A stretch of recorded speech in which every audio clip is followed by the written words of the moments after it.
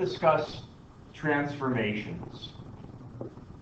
So the general format that we're using is y is equal to a times whatever function we're using of x minus h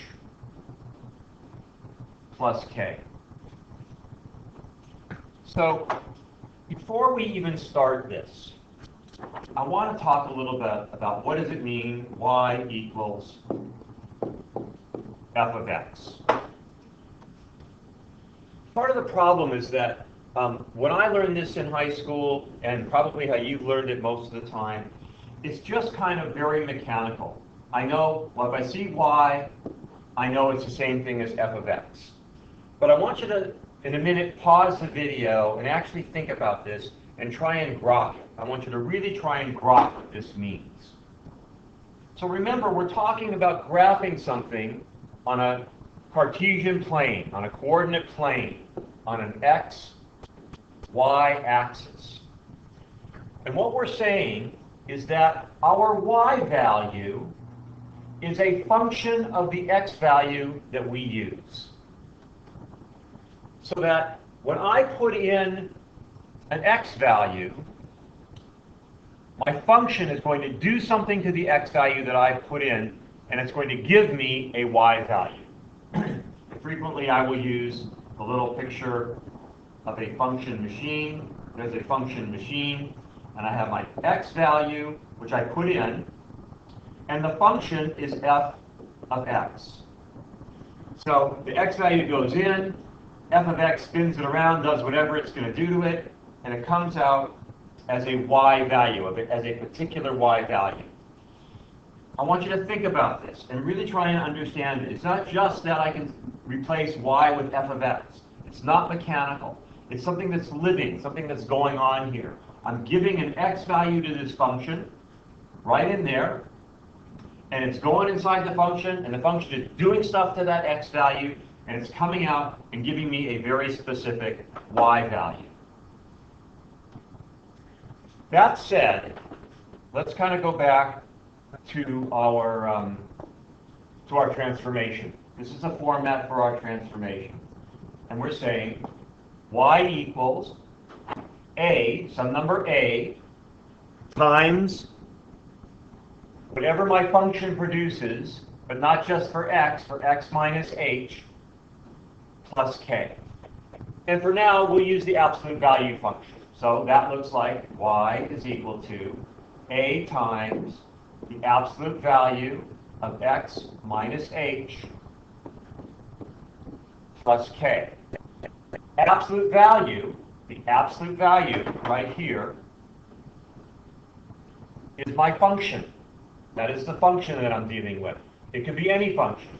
I could have y equals a times x minus h squared plus k. I can have y equals a times the function, the cube root of x minus h plus k. This is going to work. Learning these transformations is going to work for any kind of function that we can use.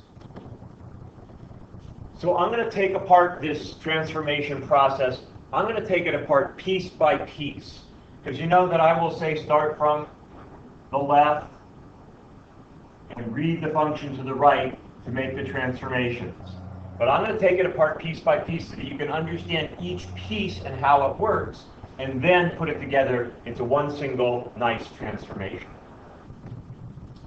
And I'm going to start with the part that I think is the easiest to understand, which is the k.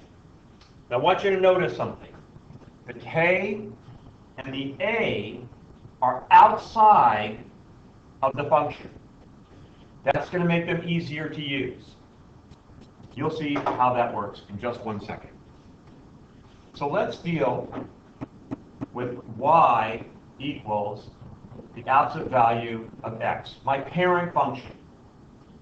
The parent function, I'm going to graph it.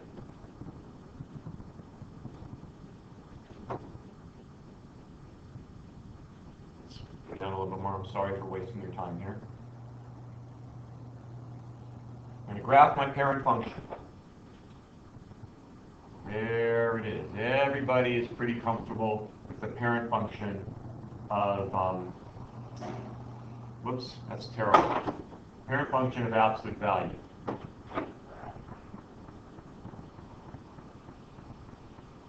That's a little bit better.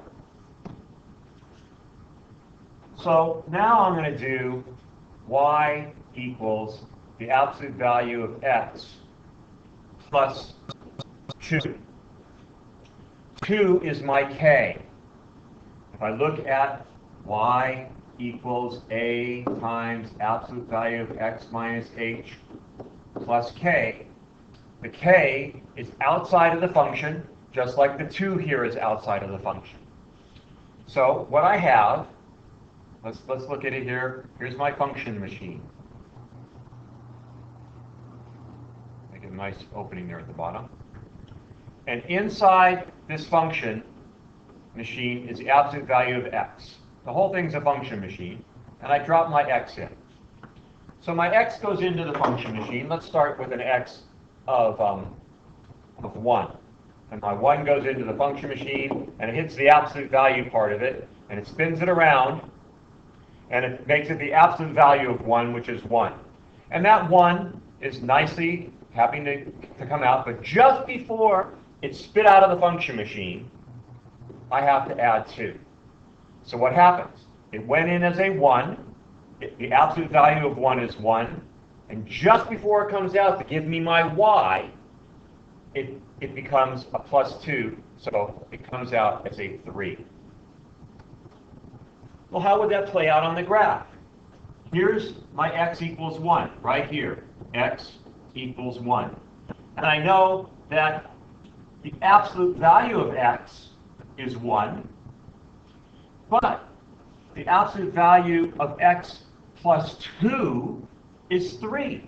So I'm going to add 2 to my parent function value, and I get a 3. Well, how does that work if my x value is 4? If my x value is 4, I drop the 4 into my function machine. It spins around, becomes the absolute value of 4, which is 4. And just before it exits the machine, I have to add 2. So that 4 now becomes 6. So where x equals 4, on my parent function, just absolute value alone, it was 4, but I need to add 2. Now it became 6. What about my vertex? So instead of 4, I'm putting in the absolute value, I'm putting my x that's going in is 0. My vertex on my parent function is right here at 0, 0. Goes into the function machine, spins around, absolute value of 0 is 0. Before it spits out, oh, it's 2. So my vertex now moves up to the number 2. Let's try one more. Let's try one on the other side of the vertex. How about if the x that I put in is negative 3? Negative 3 goes into the function machine. It hits the absolute value part of it. That becomes a positive 3. My positive 3 is now coming out. Oh, but before it can be spit out, I have to add 2. It becomes a 5. So where x equals negative 3, just in the absolute value machine, it was 3. I have to add 2. It's 5. So my transformed function of y equals absolute value of x plus 2 is taking my parent function, everything dropped into my parent function to give us the absolute value shape, but before it came out of the absolute value function machine, I had to add 2. So everything is lifted up by 2. That's why we call K stands for vertiKal. VertiKal. Every part of my parent function, before I can spit out my y value, I do the absolute value of x, and then I have to add my k. So my y value is going to be the absolute value of x plus my k. That's why everything is being lifted up by k.